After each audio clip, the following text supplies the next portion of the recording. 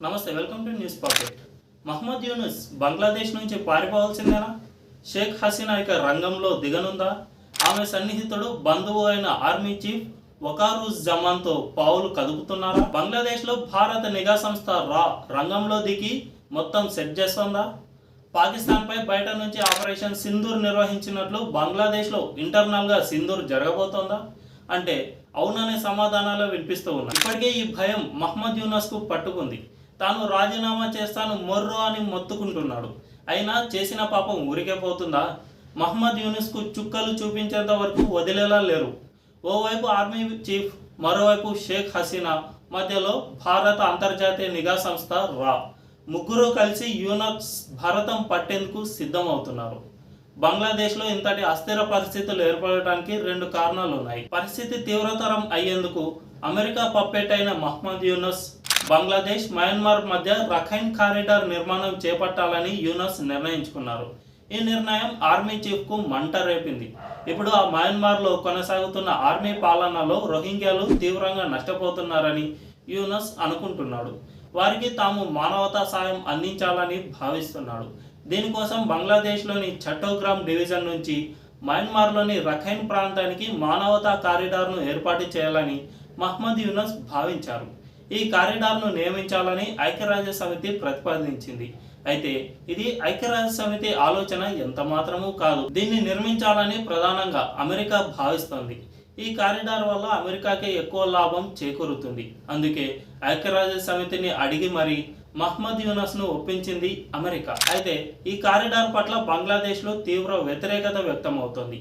ఈ కారిడార్ దేశ భద్రతకే పెను ప్రమాదంగా మారుతుందని ఆర్మీ చీఫ్ అంటున్నారు. ఎవరిని అడిగి ఈ కారిడార్ను ఏర్పాటు చేస్తున్నారని యూనస్ను ప్రశ్నించారు. ఇది ముమ్మాటికి అమెరికా ఆలోచనే అని, ఇది అగ్రరాజ్యానికి మేలు చేకూరుతుందని చెప్పారు. దీన్ని కనుక నిర్మిస్తే బంగ్లాదేశ్ సార్వభౌమత్యం మరింత ప్రమాదంలో పడుతుందని హెచ్చరించారు. ఆర్మీ చీఫ్ మాత్రమే కాదు, మహమ్మద్ యూనస్ ప్రభుత్వానికి మద్దతిస్తున్న బంగ్లాదేశ్ నేషనలిస్ట్ పార్టీ అధినేత ఖలీదా జియా సైతం దీన్ని వ్యతిరేకించారు. నువ్వొక్కడివే నిర్ణయం తీసుకుంటే ఎట్లా, మమ్మల్ని అడగక్కర్లేదా అని కోప్పడింది. దీన్ని నిర్మించడం ద్వారా మహమ్మద్ యూనస్ దేశ ద్రోహానికి పాల్పడుతున్నారని మండిపడ్డారు. ఈ వ్యతిరేకత అమెరికా పప్పెట్ మహమ్మద్ యూనస్ కు శరాఘాతంగా మారింది. మహమ్మద్ యూనస్ ను అమెరికా డీప్ స్టేట్ గద్దెనెక్కించింది. ప్రజాస్వామ్యబద్ధంగా ఎన్నికైన షేక్ హసీనా ప్రభుత్వాన్ని 6 నెలల్లోనే దించివేసి యూనస్ కు అధికారం అందించింది. అందుకే అమెరికా పట్ల తన విశ్వాసాన్ని ప్రకటించుకుంటున్నాడు యూనస్. కానీ ఈ విశ్వాసం సరిహద్దులు దాటింది. ఏకంగా దేశ భద్రతకే పెను ప్రమాదంగా పరిణమించింది. దీంతో సొంత నేతలు, ఆర్మీనే ఈ నిర్ణయాన్ని వ్యతిరేకిస్తోంది. యూనస్తో లాభం లేదని, వీడు గనుక అధికారంలో ఉంటే దేశాన్ని అమెరికాకు అమ్మేస్తాడని ఆర్మీ చీఫ్కు అర్థమైంది. అందుకే దేశంలో ఎలాగైనా ఎన్నికలు నిర్వహించేలా చేయాలని వకార్ ఒత్తిడి తెస్తున్నాడు. ప్రస్తుతం మహమ్మద్ యూనస్ ప్రభుత్వం గాల్లో దీపంలాగా ఉంది. అది ప్రజాస్వామ్యబద్ధంగా ఎన్నికైంది కాదు. ప్రజలు ఎన్నుకున్న ప్రభుత్వం అసలే కాదు. దేశంలో విద్యార్థుల ఉద్యమం ఉవ్వెత్తున ఎగిసిన సమయంలో ఈ తాత్కాలిక ప్రభుత్వం ఏర్పాటైంది. ఇప్పుడు ఉద్యమం చల్లారింది కాబట్టి దేశంలో ఎన్నికలు నిర్వహించాలి. అందుకు ప్రభుత్వమే ముందుకు రావాలి. కానీ మహమ్మద్ అధికారం దిగిపోతే తన అంతం తప్పదని యూనస్ భయపడుతున్నాడు. ఎన్నికలు నిర్వహిస్తే యూనస్కు సొంత పార్టీ లేదు కాబట్టి గెలిచే ప్రసక్తే లేదు. మరోవైపు ప్రతిపక్ష బిఎన్పి పార్టీ అక్కడ గెలుపొందే ప్రసక్తి అంతకన్నా లేదు. షేక్ హసీనా దేశంలో లేకపోయినా అక్కడ అవామీ లీగ్ పార్టీకి బలమైన మద్దతుదారులు ఉన్నారు. వారంతా షేక్ హసీనా నాయకత్వమే కావాలని కోరుకుంటున్నారు. 2024 జనవరిలో జరిగిన ఎన్నికల్లోనూ హసీనా ఘన విజయం సాధించారు.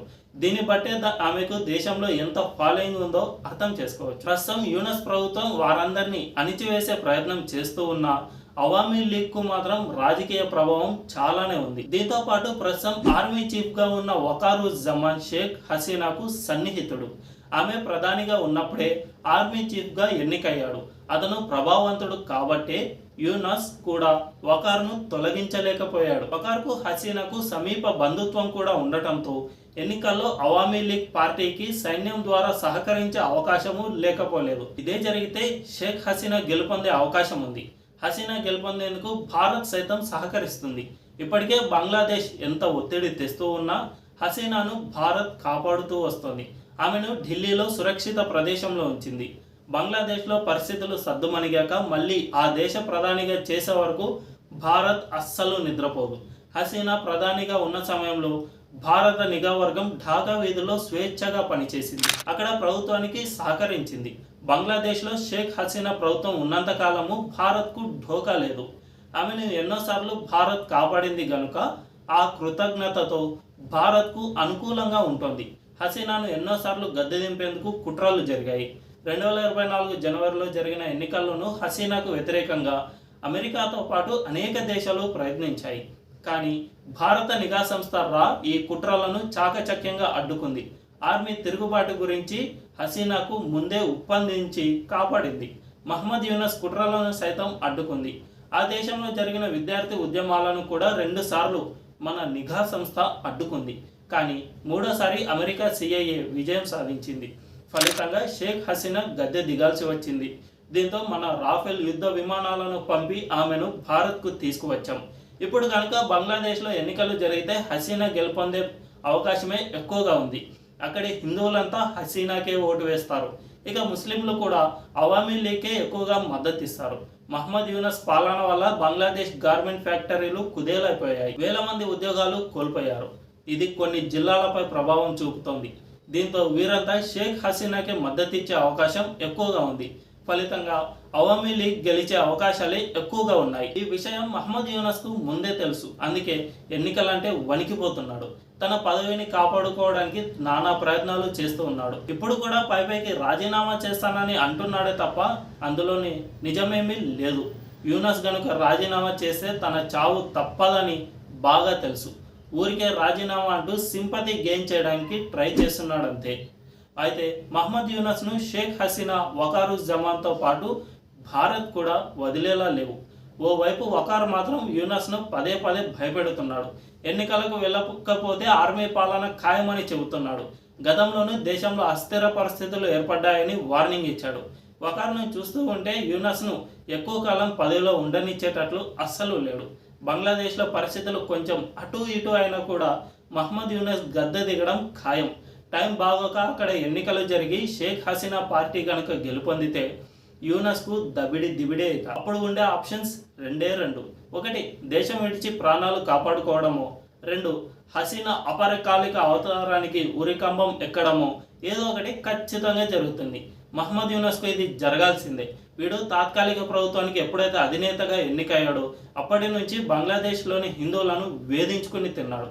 బంగ్లాదేశ్లో 2022లో హిందువులపై 47 హింసాత్మక దాడులు నమోదు కాగా 2023లో 302 జరిగితే 2024లో మాత్రం 2200 దాడులు జరిగినట్లు లెక్కలు చెబుతున్నాయి.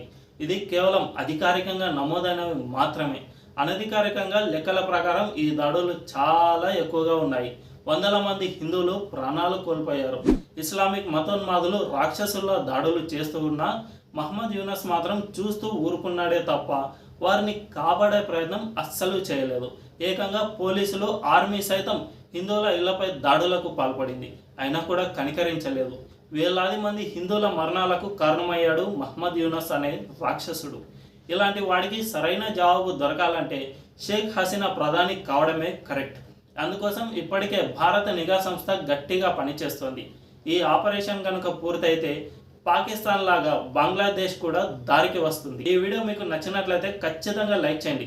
ఎంతో కష్టపడి ఈ వీడియోను చేస్తూ ఉన్నాం. ఇంకా ఈ ఛానల్ ఇటీవలే స్టార్ట్ అయింది, ఇంకా వారం కూడా కాలేదు. కాబట్టి సబ్స్క్రైబ్ చేసి మీరు మాకు సపోర్ట్ చేయండి. ఇలాంటి మంచి కంటెంట్ ఇంకా చాలా ఇస్తాం. Thank you.